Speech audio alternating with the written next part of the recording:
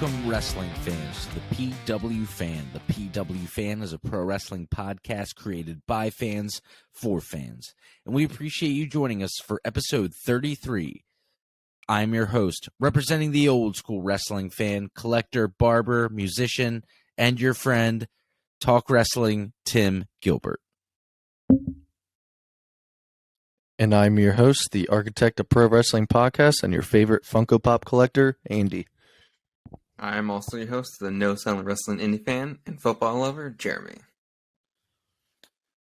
Okay, guys. Well, welcome back to the PW Fan. Today we're going to be talking about Cody Rhodes versus Kevin Owens, CM Punk versus Dustin Rhodes, Tony Khan's big announcement, and more. Before we start the show, if you guys could do us a great favor, and please go to our social medias and follow us at the PW Fan on Instagram and Twitter.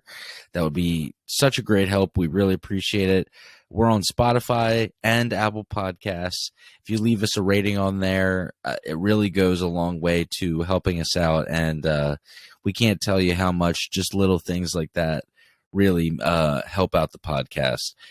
For merchandise, if you like the pod enough to wear a t-shirt, you're going to go to prowrestlingtees.com/the PW Fan to get a pocket logo tee. But all right, I think that's enough for that. Andy, why don't you start us off, man? All right. Well, this is the first time in a while I haven't had anything unrelated, to the shows. Usually I have a couple things that were just like rumors or things I've read about or things going on that aren't related to actual Raw or Dynamite. But yeah, so I'm just going to jump right into Raw this week.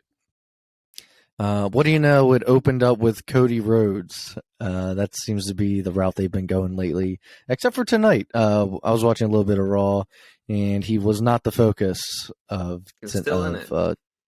He was in it. He was in the opening for Raw this week, and we'll get into it next week. But yeah, he was not the focus. So Raw opened up with a Cody Rhodes and Seth Rollins segment. Because they are having their rematch at WrestleMania Backlash on, I believe it's Sunday, May the 8th. It was a good promo back and forth. Cody's very articulate, which I did read a couple things that, like, they might want him to dumb it down for, especially for kids. Like, Cody's using, like, huge words that, like, sometimes you need to, like, go to a dictionary if you're not older, which is why it kind of worked, I think, in AEW, because most of that audience was, older audience. So I did read that when it comes to, Cody's promos and stuff, but maybe that will just be his shtick. I don't know. But the point in this segment was Seth Rollins, he keeps talking about how he was unprepared for his opponent at WrestleMania against Cody because he didn't know who it was. So Rollins wanted to pick an opponent for Cody tonight, not let him know until the actual entrance. So that was the plan, and that set up the main event for later in the night. How do you guys feel about this feud? Do you think they'll end it, after Backlash? Do you think it'll keep going? If Cody wins again, there's no reason for it to keep going if Cody wins again. There just really isn't. Yeah. I kind of wish they didn't do this again already, because it's kind of like Cody's the new face, or the fresh face, I should say, in WWE right now, and they just did like a rematch to start off again. So, all right. That's against Seth Rollins, so it's not too bad. Backlash is always just rematches with that should be the name of the pay-per-view. It's rematches. Rematch. WrestleMania rematch. Yeah, yeah. But yeah, like Cody's promos, I think they should keep them as is. Like, they don't. That's the problem with, like, WWE always thinks they need to, like, dumb it down for the audience, but I think they underestimate. They think their they're audience. idiots sometimes. Yeah, they do. Yeah, if the Ezekiel thing wasn't a joke, I would think that they would actually think the audience is that stupid. I love it, and we'll get into Ezekiel. But yeah, what about you, Tim? I think they should leave Cody's promos the same. The other thing about him is I think he's being himself and he's being authentic. At this point for his character, we've seen this in AEW and WWE. I think this is just, excuse me. I think this is just what he does. And I'm totally cool with this. at that point. I I'm think it bought works, into the Cody personally. character. Yeah, I do too. I think it works, and I don't think that they should dumb down what he does. There's been plenty of other characters from Jericho to Nick Bockwinkel that have used a large vocabulary, and it's not a big deal. So I don't think that they should just make Cody talk differently just because they don't think people understand what he's saying. Like, I don't know. That just comes off weird to me. I think he's fine. I think he should just keep doing what he's doing. People seem to like it. Well, the thing is, they've had people like that in the past, but they're usually heels. Like, remember Christopher Nowinski? He was from Harvard, or even Chad Gable. His character is kind of supposed to be the smart, articulate guy. Yeah, they've done it in the past. It's usually heels, but I don't know. I don't know if it's because kids will really seem to really like Cody right now, or what it is. But that's just something I read, and I don't know. I don't think you should change what isn't broke. My thing, that sounds like a very strange thought process to me, that just because you're a baby face that you should be like a moron. I don't know. I think he's fine doing what he's doing. Just keep him doing what he's doing. Yeah. Wrestling fans are dumb. You can't use big words. They don't know what it means. That seems like a Vince idea. Yeah. It's kind of the same thought process, or not thought process, but the same idea of like Vince changing everyone's name because he doesn't want them to have the real name. It's like, oh yeah, we forgot this is a different guy. Yeah. Like, okay, just because you changed their name. But moving on from Cody Rhodes, we had Rhea Ripley and Liv Morgan have a tag team championship match against Sasha Banks and Naomi, and Rhea and Liv lost. This caused Rhea to turn on Liv. So I don't know if Rhea is now a heel. I'm a big fan of Rhea. I still believe, and I think a lot of people believe too, she is like the future of the women's division for some of the newer crop that has come in over the past few years. Rhea Ripley's so great. Obviously, so people talented. like Charlotte and Becky who are already at the top. She really is amazing, and even the big stars sometimes get paired in tag teams. If this is the start of her maybe a heel single run, because she was a heel for a long time in NXT UK. It wasn't until she came over to America's NXT that she started being a babyface, because she was going up against people like Shayna Baszler, who was a big heel at the time. So she's actually really good as a heel from what I can remember, and I could get down with it. Push her. Yeah, it kind of seemed like about time, anyways, with her turning. So, kind of glad that I hope that's where they're going. I'm excited for it if that's the direction they're going. So lately I've been watching Raw sometimes while I'm at work, and I watch it on Hulu. And this week I noticed that Hulu cuts out things, because I watched the whole show and I saw clips on Instagram from Raw. Yeah, they edited it. It did not show any of the Ezekiel lie detector test. So I had to go back and find it on YouTube, and so that's what I want to talk about now is the Ezekiel lie detector test. All right, so Kevin Owens lately has not been believing that Ezekiel is Elias's younger brother. And so Kevin Owens has the KO show. He brings out Chad Gable, who he says is the smartest man that he knows, and he's going to run the lie detector test. So Ezekiel comes out, and they put him to the lie detector test, and after a couple questions, he passes. One of the last things was, are you really Elias, or are you not Elias's brother? You are Elias. And he passes. And Gable's just like, look, I don't know what to tell you. He's not Elias. And Kevin Owens freaks out. We've said it before. I know me and Jeremy are on board with it. I find it hilarious. And when he introduces himself to anyone else that isn't Kevin Owens, they're like, oh, okay, nice to meet you, Elias. Like, they are just like... Kevin Owens just freaks out and says, "You're a liar. I hate liars," and it's entertaining. This could be one of the best segments to have right now on Raw. Because I remember when few weeks ago, the Raw after Mania, when he first came out, I was like, "This is awful." And Yeah. the way they've been doing, I'm like, "This is actually really funny," Yeah. and I can get down with it. I think also Kevin Owens makes it really funny, just the way that he acts, like so incensed of like he's like, "No, you are Elias," and it's like no one else believes him. Yeah, just I don't know. I think this has kind of been the I never sleeper even cared segment. for Elias. You know what I mean? I think this has kind of been the sleeper segment of I agree. the shows. I didn't think that this was going to be as they've funny. They've been throwing it here and and there and backstage. Right. Yes. Yeah. 100%. Up next was Edge and a Damian Priest segment. Guys, I don't know how I feel about this whole Edge shit. Last week, AJ and Damian Priest wrestled, and the match ended with like Damian Priest got in the ring and just got down on one knee and like looked up, and there was a spotlight on him, and it was like it was a purple spotlight. It was like he was getting power. I don't know what they're doing. Edge during this segment of them backstage was sitting in his throne, and he's like, you know, this part of me has been in me since the Brood, and I don't know. Are they going to add more people? Do they add a heel Rhea Ripley? Like, I don't know where they're going with it. But you know, people compare him to like the House of Black. Weird. Yeah, like I get it, and House of Black is way cooler than this.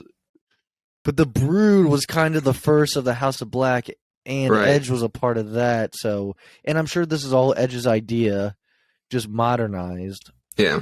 Kind of like when Triple H did Evolution. It was like, yeah, it's been done before, but it's more modern. I just don't know how I feel about it. Yeah. But it's been made official, Edge versus AJ at Backlash. I'm hoping no interference by Damian Priest, that it will actually be, you know, a banger of a match, but I'm like 99% sure that's going to happen. It's not going to be a clean finish. So yeah, I just have a feeling. Because they could tear it down. They really could. Yeah. But, yeah, so. Next thing I was not happy about, though. Austin Theory versus Finn Balor. You mean Theory? The United... Yeah, they changed his name now to just Theory because Austin is his real first name, I believe. So ridiculous. So it's just Theory now, just like Matt Riddle.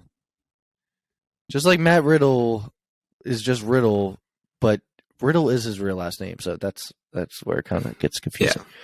Yeah. So Austin Theory versus Finn Balor for the United States Championship. I'm not even going to talk about the match. Austin Theory won. All right, they won.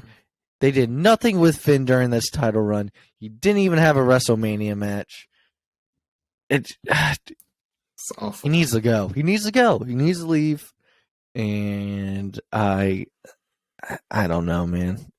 I feel so bad for him.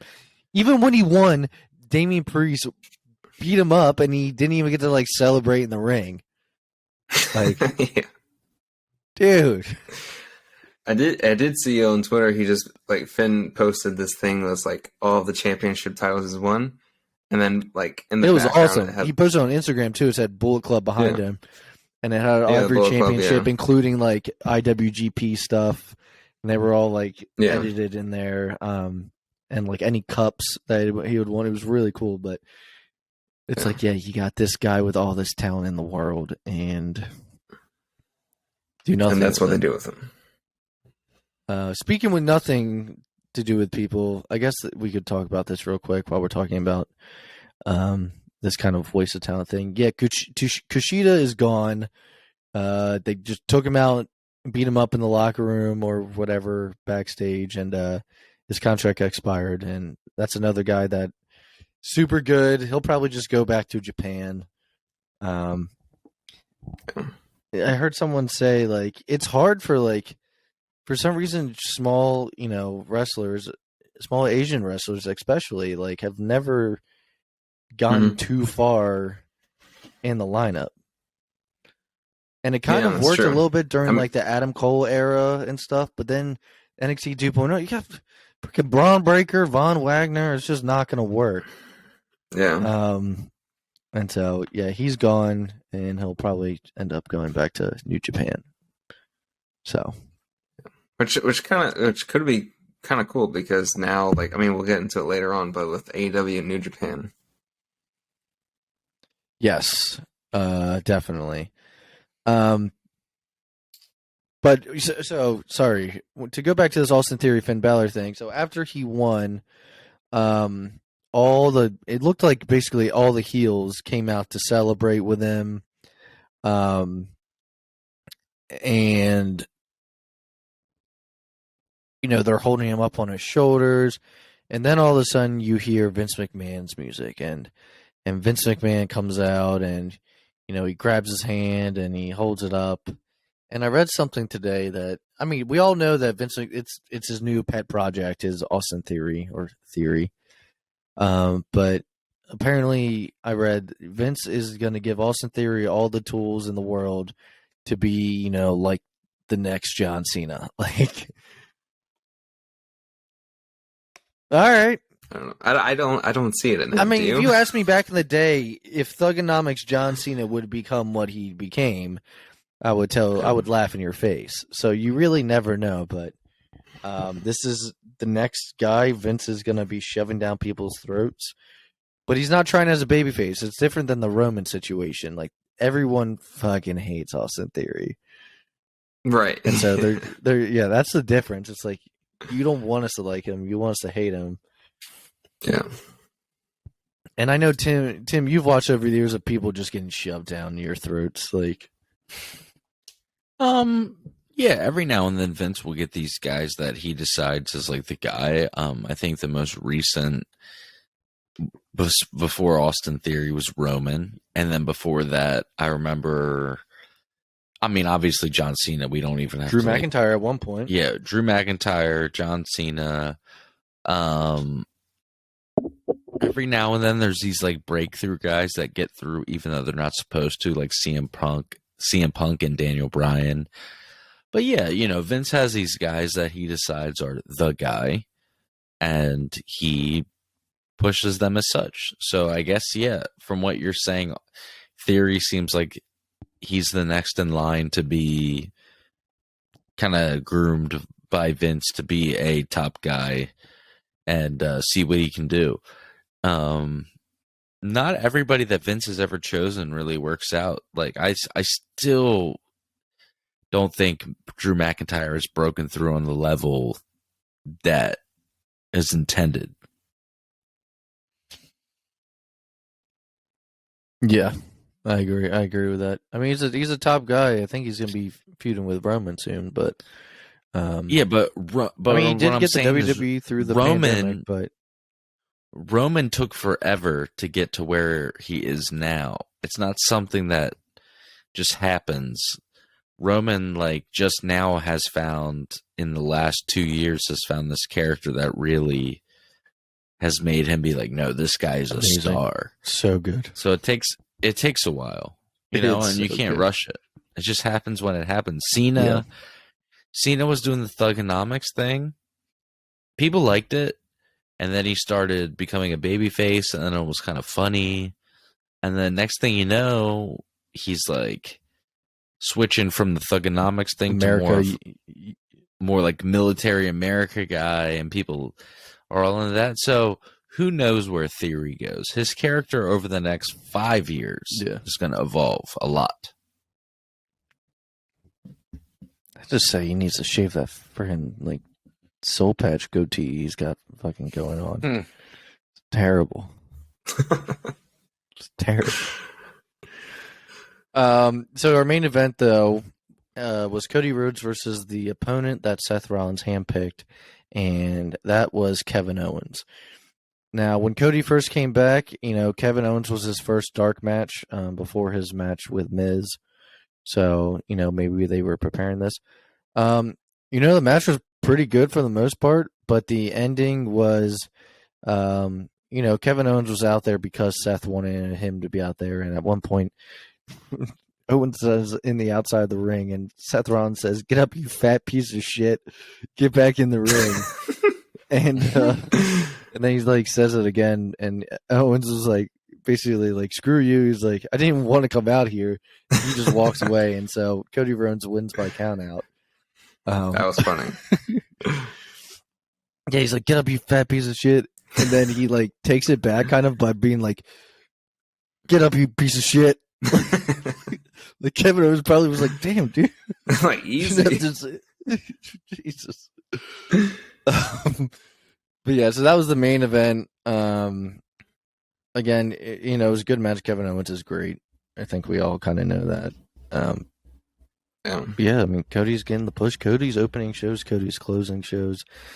I was telling Jeremy before we started the podcast, I hope it doesn't start to feel like they're shoving him down our throats every week and like making the show, seem like it's all that. Like, yeah, it's just a worry of mine. I'm still all about it, but you never know how other people will react. They're doing that thing right now where he comes out in the beginning to set up something else in the end, and so you're seeing him basically twice in the show. Yeah, yeah. So it's like the second reaction isn't as big as the first reaction, though, too. Yeah. Yeah. Which is the part that I liked about AEW using him only like once in a show. I always hate when they have two entrances in one show. Yep. Yeah. If you're going to come out again, it should be like you've run out of the crowd or run down the ramp. No music. You're like interfering. To help out or something. Right. So that wrapped up Raw. Let's get into Dynamite. Dynamite, had a couple good stuff going on this week. Again, lately we haven't been getting into every single thing, but there was a big announcement and some good matches. So let's get right into it. The opening match, God, this was awesome. CM Punk versus Dustin Rhodes. All right, Dustin Rhodes is in his 50s. Punk is like 42. He's like 43 now. These are like two of the oldest guys on the roster, and they're the best workers, some of the best workers out there. This match was great. The selling was like classic. They really were selling legs, and I think it was Punk's knee. Not being able to do certain moves because you're selling that injury and whatnot. The winner was CM Punk. But yeah, this match was great. I had a feeling it was going to be, you had it was a just typical babyface against babyface match. They shook hands before, and it was just, it was awesome. Yeah. Very, very good. It clearly meant a lot to each of them because I think so. Like Dustin was like, after the match, I think he was, they both were on their knees kind of like hugging each other. It's like just saying like, thank you or, for the match really. But yeah, this was like you can tell it's gonna be like classic old school match, and I know some people didn't like the finish, but it was definitely like an old school finish with just a roll up. And that's my thing. Like to me, this is a perfect example of the listeners that have been with us for a while know that I like the old stuff. This was a classic wrestling match, and I like the finish too. And you can tell, like you guys were saying, they were enjoying the match while they were having it. And that's the thing. These matches work every time. People are always impressed and always like, oh, that was great. And you know why it's great? Is because it's the classic way to do it. And it works every time. People are always hyped when the classic way to wrestle is done right. Just like Bryan Danielson said, real pro wrestling, when done right, is awesome. Everybody will like it. It's fucking awesome. Yeah, this match has proved like you don't need spot for spot. It was simple. I heard someone you don't need to do thumbtacks. There was a comeback. Head busted open. Yeah, I heard someone say about this match. One of the comebacks was a back body drop, and that's how the comeback started. And when was the last time you really saw a back body drop? Just a simple back body drop, in a match. It's not a move that's really done all that often, and that's the start of a comeback, and it works perfectly. Yeah, that's what like Punk does that. Just a simple body slam, But those few weeks, like, he would make it into, like, he would do 3 in a row and the crowd would get hyped up about it. Like, just a simple body slam. Also, Punk's facial expressions are great. This Yeah. run as a whole, I know he had like good matches in the past and stuff and a couple promos, but it's like this run so far is like consistently very good. Yeah.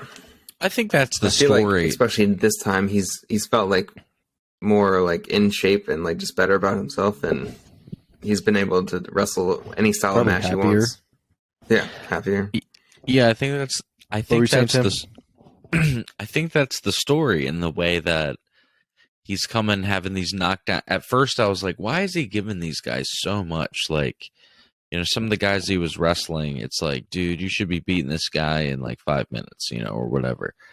But I think that's the kind of the story of his character now, is that every match that he has, he puts like all of his heart and soul into, and they're all different. And I think he's kind of trying to do the Bret Hart kind of thing, where you have good matches with all these different opponents. And I think it's cool. At this point, if you look back at his catalog that he's built in AEW so far, 95% of those matches are bangers. Yeah, I think the last time he wrestled before Dustin Rhodes, it was against Dax Hardwood, and that was a fucking awesome match. Yeah. Right. But he also had that Penta match. Or maybe that was the last match he did, and then before that was Dax. Yeah, he's just been, you know, going, and it's on Dynamite. Most of these matches could have been on like a pay-per-view and been like very good, you know. So, but after the match, CM Punk won. After the match, he's walking up the ramp, and Hangman comes out, and it's just a simple stare down. You know, Punk's mentioned that he wants the title, and he wanted or the belt, whatever you want to call it. He wanted the winner of Adam Cole and Adam Page, and you know, I think that's what we're getting towards, or at least they hinted at it in a big way. I mean, it has to be saved for a pay-per-view.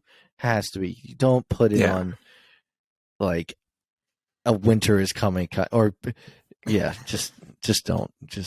I don't know what their next pay-per-view is after Revolution. Is it Double or Nothing? It's Double or Nothing. Yeah, it's in and that's the end of big May. one. Double or Nothing. Yeah, that's in Vegas. Was their first pay-per-view ever? Yeah. So I can see that being the main event. But yeah, let's get into Tony Khan's big announcement, because this was a big deal for the wrestling world. So on June 6th, I believe it's in Chicago, which if you're going to do this kind of pay-per-view, Chicago as a wrestling town is the place to do it. And the United Center. They are doing a cross-promotion pay-per-view of AEW and New Japan, and it's called Forbidden Door. This has the potential to be fucking crazy. Yeah. If you think of like dream matches and just like, I don't know what they're gonna do, but I'm stoked to cover it with you guys. I'm stoked to watch it. Yeah, I'm excited. Yeah. It's a big deal. They had Adam Cole announce it over the Titantron, right? And then Tony Khan brought out the New Japan president, which I thought was kind of cool. Yeah, and then Switchblade came out too. Yeah. And he talked about the Bullet Club for a second, and the All Elite, the Undisputed Elite, and Bullet Club, and all that. Yeah, it's big news, guys. Tim, what's your thoughts? I'm really excited. I can't wait to watch this with you guys, and I'm hoping that we can maybe even get on live, or heck, at that point, with it being planned out, maybe we can all get together in person. Jeremy can come over for a few hours. But I can't wait for this. This is like one of those things that you're like, you know they're gonna do it, you just don't know when it's actually gonna happen. And when he finally announced it, I was like, oh, okay, they're finally doing it. I'm like, this is going to be awesome. I'm hoping to see some Okada. I mean, I'm hoping I want to see every. Imagine like Okada and Punk. Kenta called out Punk. He wants GTS versus GTS. Oh yeah, dude. I'm Kenta, just saying. I'm like, dude, it's gonna be so good. Like, if you're a wrestling fan, you're hyped about this. You know how cool this is. Yeah. So it's a little over a month away. It's going to be pretty crazy. I'm hoping it's a Saturday. I don't remember I think it was June 6th. I think might be a Saturday, but if so, then I'll definitely be able to watch with you guys. They usually are Saturdays anyway. Later in June, because the Double or Nothing one is at the end of May. So I would imagine right after Double or Nothing, they're probably going to start building it. Let's see. Bear with me, guys. I know we're recording. I thought it was the 23rd or 26th. Forbidden Door AEW is... So it takes place, like you said, in the United Center in Chicago. It is the end of June, and it's a Sunday. Sunday, June 26th. All right, yeah. Okay. First ever joint pay-per-view event with New Japan Pro Wrestling. God, that's crazy to announce.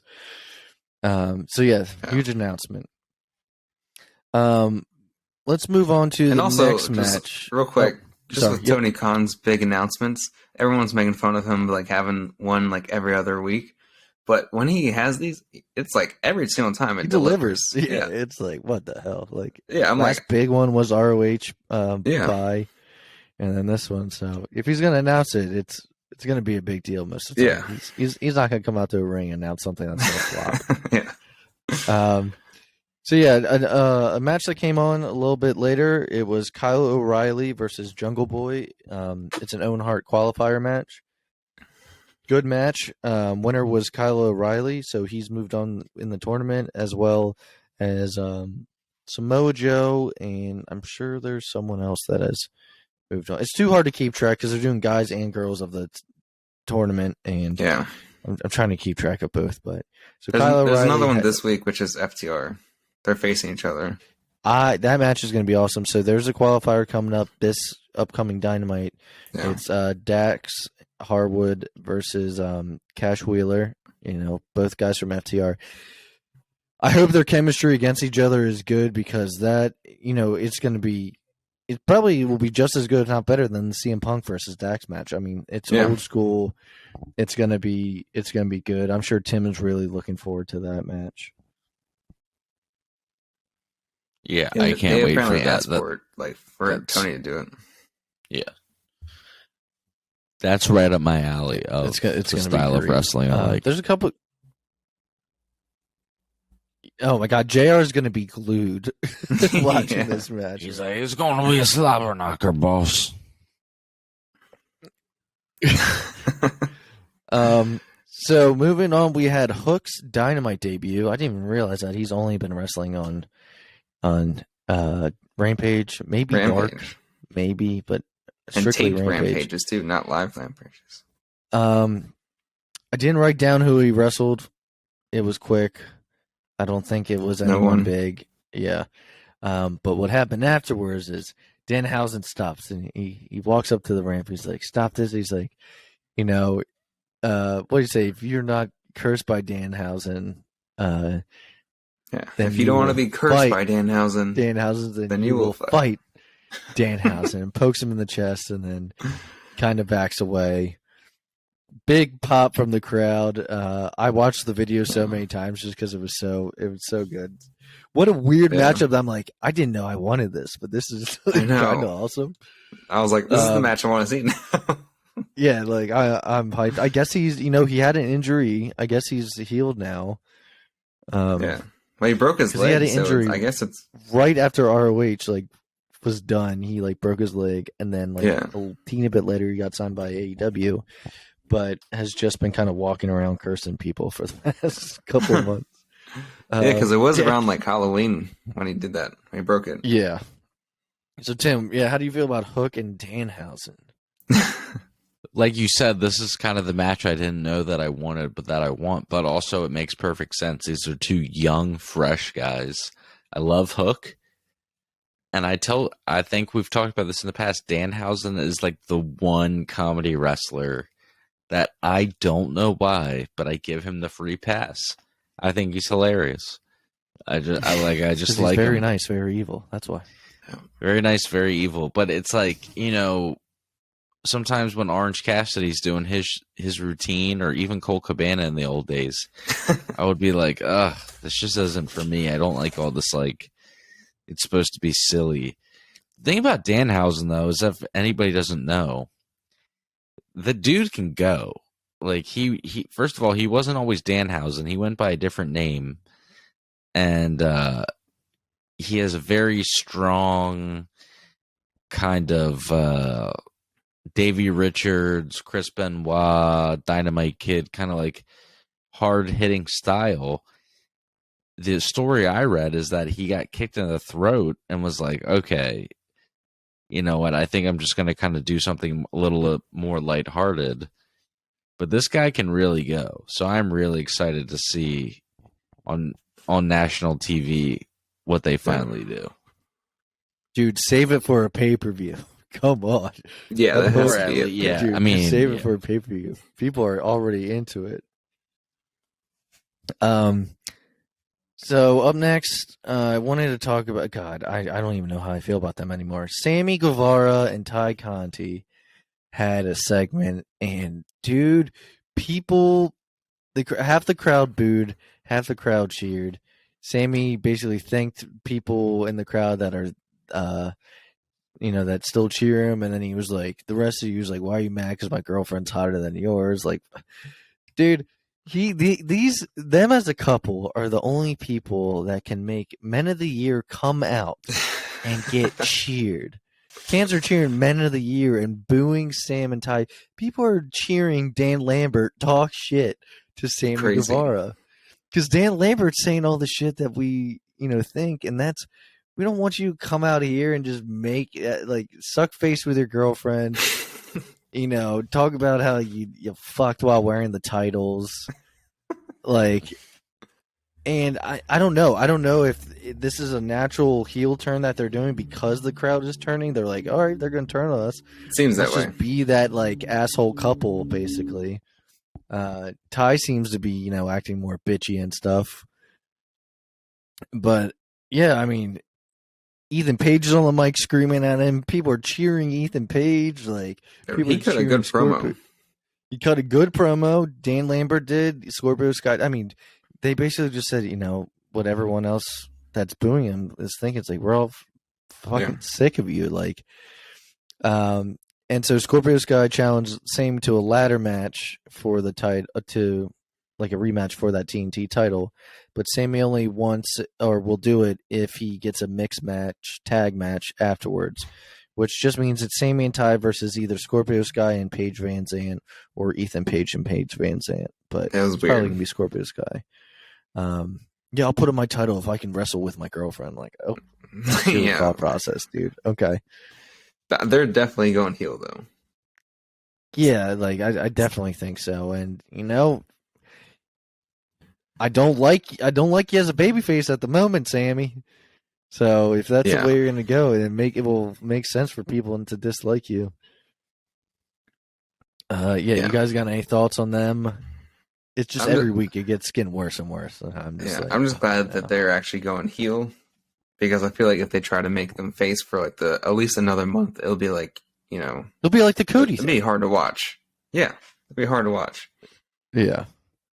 And Sammy is not as good as Cody on the mic either, so it's twice as hard to watch. No, I think Sammy should just lean into being the heel at this point. Just do it.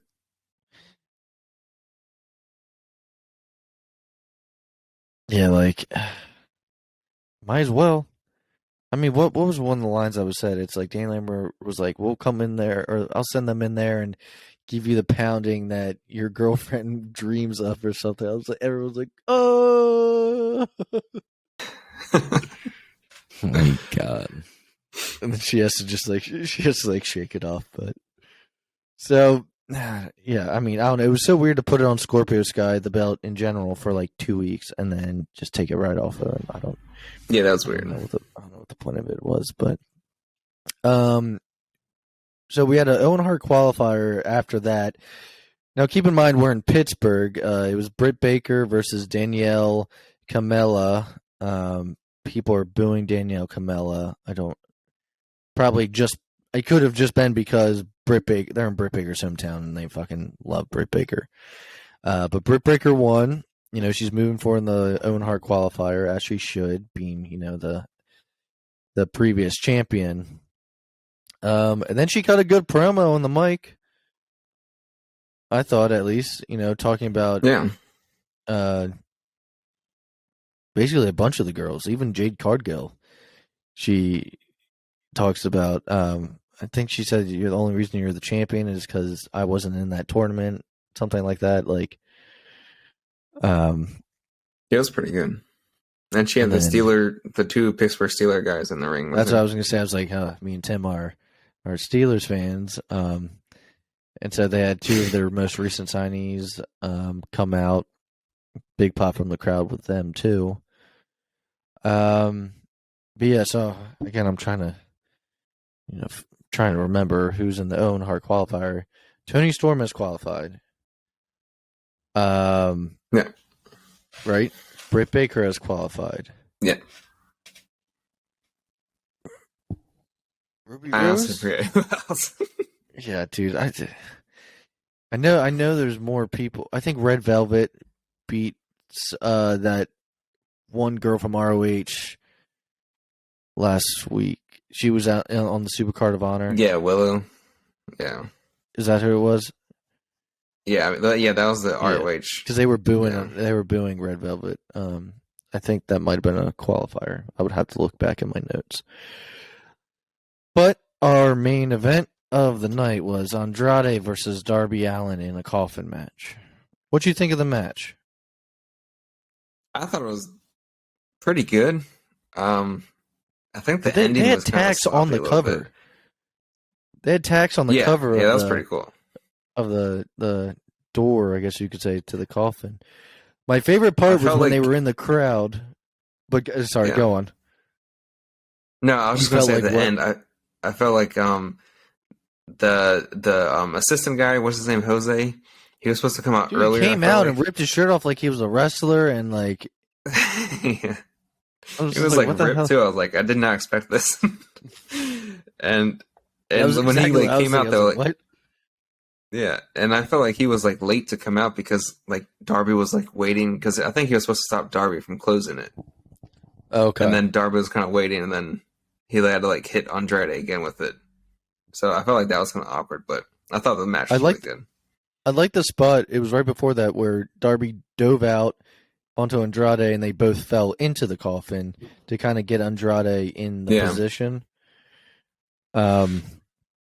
So I thought that was pretty cool. Like, God, I think Andrade hit Darby pretty hard with the skateboard. But my favorite part of the match, and I think we were going to get to it, is they're in the stands, and is it the Blade? The Blade rips fan sign that says like I'm here for Darby or whatever. And the fan, quote unquote, is wearing a Sting mask. And after the sign gets ripped, he takes the Sting mask off, and it's Sting who was wearing a Sting mask. And then he started fighting like the Blade and I forget, it might have been Mark Quinn from Private Party. Yeah. And they're fighting around the arena. Sting goes, does a dive off the top. This dude's getting up there in age, and he just keeps, he did dive off one of the entrances to the stands onto everyone. He's getting up there, and he's just keeps doing these spots, going through tables, doing some dives off. But Darby Allin was the winner in the end. Before the match, he said that this was, he wanted to finally end it, their feud with this. Yeah. Which in AEW terms was not a very long feud. If you look at Hikaru Shida and Serene Deeb still going, guys. All right. There were video packages this week. I think they're going to finally. For it and she was like, still? Yeah, she's like, we're still doing this? I was like, that's what I'm saying. Yeah. But yeah, they're apparently ending their feud in a Philadelphia street fight where their feud apparently started in Philly before, I think. That they were like, we're going to do this all backwards. Sorry. I'm like, did you plan this out with dates of like Right. starting in Philly? It's like almost been a year. Like, the car sheet in that video package sounded annoyed. Like, we're still doing Yeah. But yeah, Darby Allin won in the main event of Dynamite. So that wraps that up. Let's get into SmackDown. I have one little thing to say about it, and that was Butch loses again. And this, I think the first time he lost, it was to Kofi. This week he lost to Xavier Woods, and he freaks out again. And now, if you are on WWE's social media, Butch is missing. You know, they just keep losing Butch. What have they done? You don't know where to find him. He runs off after being beat up. Dude, it's the mighty have fallen. Like, we love you, Pete Dunne. Poor Pete Dunne. Like, I was watching it. I watched the whole match against him and Xavier Woods. I was like, he's not even wrestling like he did before. He was doing a couple of things, but like, he was just acting. His character is now like acting like a child, like having a temper tantrum. Like, he's mad, he's getting like beat up and stuff, and he starts like freaking out and like, I don't know. But boy, my boy, what have they done to my boy? God. So that's all I had with SmackDown. Last few things is just two little things from Rampage, and that's the opening match, which was Adam Cole versus Ishii from New Japan. This match was good. The winner was Adam Cole, but this was kind of felt like, you know, Adam Cole mentioned that he was going to have this match on Dynamite after the Forbidden Door pay-per-view announcement. I think this was kind of like a little tease of what you're going to get, even though we've seen New Japan guys come over to AEW before, you know, mainly with Moxley. Speaking of, poor Minoru Suzuki was on Dark this week. Oh, yeah, I saw that. I was like, oh, no. God. But Adam Cole won. It was a good match. I believe it was the opener, of course, because only CM Punk and Adam Cole open up shows with matches in AEW. Yeah, what'd you think of the match? It was good until the interference at the end, which kind of ruined it for me. And who interfered again? Jay White, and then he threw. That's right. I don't know. I forget he threw someone into the steps. Okay. And then Adam called a low blow, and then he won. You know what's funny, Jeremy, is my critique was going to be the almost word for word the exact same as yours. I liked everything up until the end. Yeah, it was a really good match, and I was like, "This is great." And then I was like, "Hopefully, no one interferes." I'm like, "God damn it!" You kind of you could feel it. You could kind of feel, baby. You could, you could feel that's what was going to happen. But lastly, I wanted to end with, we got to hear Hook speak for the first time.